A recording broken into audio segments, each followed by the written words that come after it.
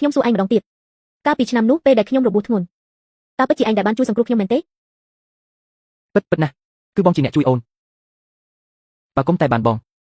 អញប្រហែលជាស្លាប់ក្នុងភូមិតូចនោះបាត់ទៅហើយល្អណាស់អញ្ចឹងហ៎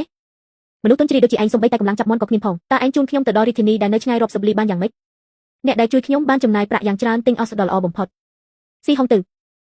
ហៅប៉ាឯងស្អាតជាងមុខឯងទៅទៀតតើឯងបានប្រាក់មកពីណាហ៎មិននឹកស្មានថាខ្ញុំចាញ់បោកឯងច្រើនឆ្នាំយ៉ាងនេះសោះរឿងរវាងពួកយើងចាំគិតបញ្ជីគ្នាម្ដងបន្តិចចុះ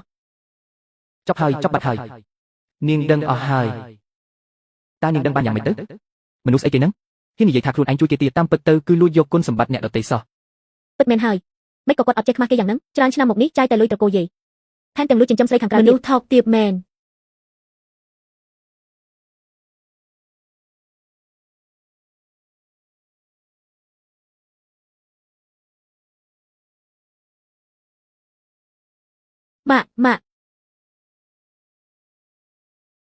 ម៉ាក់អើយម៉ាក់ទៅមើលល្ខោនព្រលឹមស្រាំងបែបនេះតើមានក្រុមល្ខោនឯណាគេលេងទៅកូនមិនមែនទេមិនមែនល្ខោនបែបហ្នឹងទេគឺជាល្ខោនដែលអាចធ្វើឲ្យម៉ាក់សប្បាយចិត្តបានណាម៉ាក់ទៅអាគារដែលពួកយើងញ៉ាំបាយថ្ងៃមុននោះបានទេបានតាកូន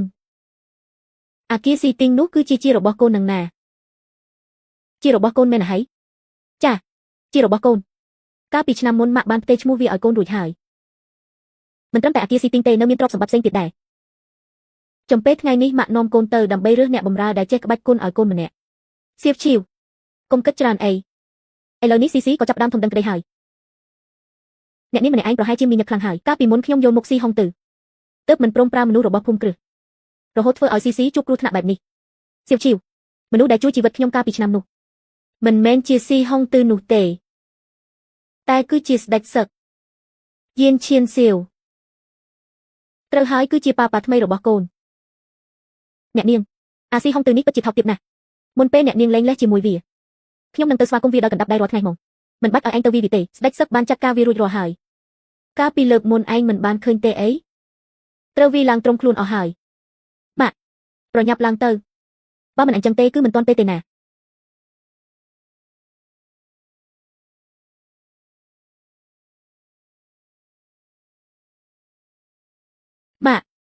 ម៉ាក់ស្រីកំណាន់ម្នាក់នោះនៅទីនេះតើនាងនៅបន្ទប់បន្ទាប់ពីយើងនឹងស្រីកំណាន់អីវ៉ាងស៊ីម៉ានត្រូវហើយគឺជានាងនឹងឯងនាងកំពុងនៅជាមួយប្រុសផ្សេងនៅក្នុងបន្ទប់បន្ទាប់ពីយើងនឹងម៉ាក់ទៅលួចស្ដាប់បន្តិចទៅល្អអត់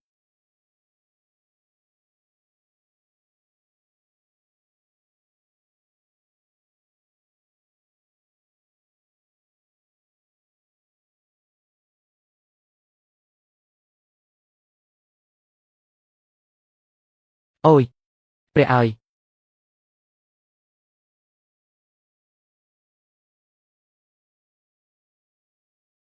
លោកម្ចាស់បន្ទាប់ពីស៊ីហុងទៅត្រឡប់ទៅវិញកាលពីយប់មិញវាក៏សម្ងំឃុំខ្លួនឯងនៅក្នុងបន្ទប់អានសៀវភៅអូនមានចិត្តល្អចូលទៅសួរសុខទុក្ខវាតែវាមកស្រែកកំហុកដាក់អូនទៅវិញក្នុងភូមិគ្រឹះត្រកូលស៊ីយូរណាស់ហើយតែគ្មានបានការអីសោះឥឡូវនៅមានមុខមកត្អូញត្អែប្រាប់យើងទៀតមែនទេរឿងនេះលោកម្ចាស់មិនអាចបន្ទោសអូនបានទេបើចង់បន្ទោសគឺបន្ទោសមីស្រីយាយឈីងស៊ូនោះទៅឲ្យតែយើងសម្លាប់អាទូចនោះបាននោះវាស្មើនឹងយកជីវិតពាក់កណ្ដាលរបស់វាអញ្ចឹងដល់ពេលនោះភូមិគ្រឹះស៊ីនីងក៏នឹងត្រូវវឹកវរដែរបើលោកម្ចាស់វាយកភូមិគ្រឹះស៊ីនីងបានតំណែងមួយនោះមិនមែនជារបស់លោកម្ចាស់ទេអីលោកម្ចាស់ខ្ញុំម្ចាស់សុកចិត្តធ្វើជាស្រីកំណាន់របស់ស៊ីហុងទឺក៏ដើម្បីលោកម្ចាស់ដែរចាំពេលលោកម្ចាស់សម្រេចការធំបានខ្ញុំម្ចាស់ចង់ធ្វើជាព្រះស្នំឯកណានៅចង់ធ្វើស្នំឯកទៀតមនុស្សល្ងងមួយគូនេះចាំដល់ថ្ងៃសម្រេចការយើងនឹងមិនធ្វើឲ្យនាងខកបំណងឡើយលោកម្ចាស់កុំអីទីនេះជាហាងស្រាណាម៉ាក់កូនមើលមិនឃើញទេម៉ាក់កូនមើលមិនឃើញទេ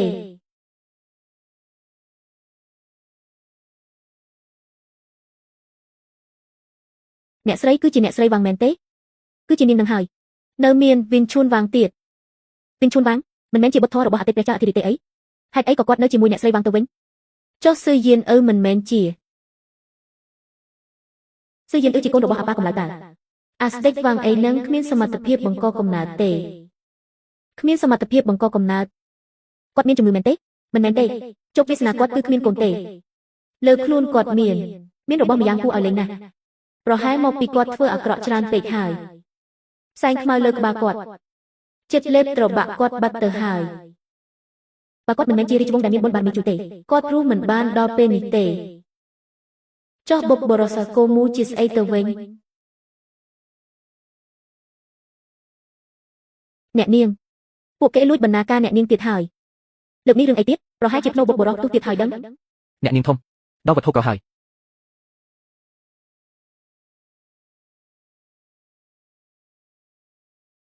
ជីងស៊ូហេតុអីក៏អ្នកនាងមកទីនេះដែរ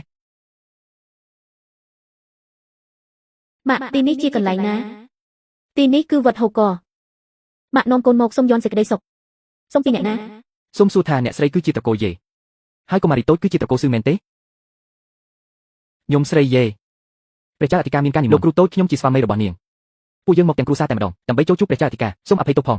លោកគ្រូអធិការនិមន្តតែពីរអ្នកនេះទេ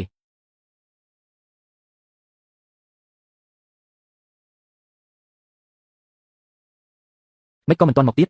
ឬមួយអាទំពេកតូចនោះច្រឡំមនុស្សហើយចាំយូរណាស់ហើយណាបើមិនខ្លាចគេនិយាយដើមនាងទេយើងទៅទទួលដោយខ្លួនឯងបាត់ហើយលោកចេះទីមែនទេមកយកអាឈើឆ្នោតកំបុកទីឲ្យយើងបន្តិចមើលមិនកើតទេប្រើស្នុកអណ្ដាតវិញទៅស្នុកអណ្ដាតឈុតជាងអត់ទេលោកម្ចាស់កុំធ្វើបែបនេះអីវាមិនបាននៅជាប់ខ្លួនអាត្មាទេបានហើយពួកគាត់កំពុងតាមផ្លូវមកហើយ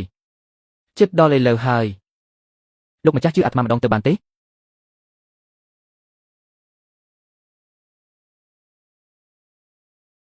លោកប៉ា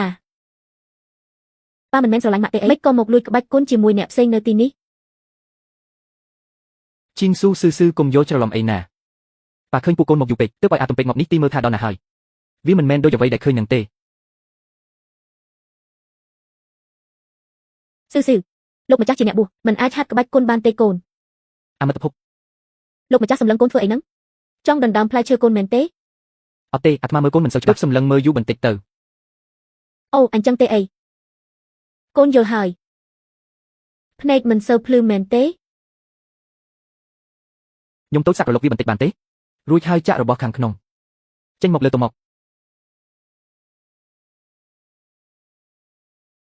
រឿងនេះមិនអាចទៅរួច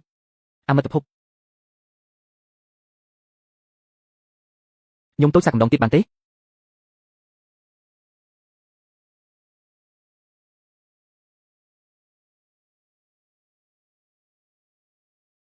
លោកម្ចាស់តាមត្រង់ទៅចុះថ្ងៃនេះខ្ញុំមកគឺចង់សុំយន់សេចក្តីសុខឲ្យកូនស្រីបើមានរឿងអីលោកម្ចាស់មានថេរដីកាមកចុះ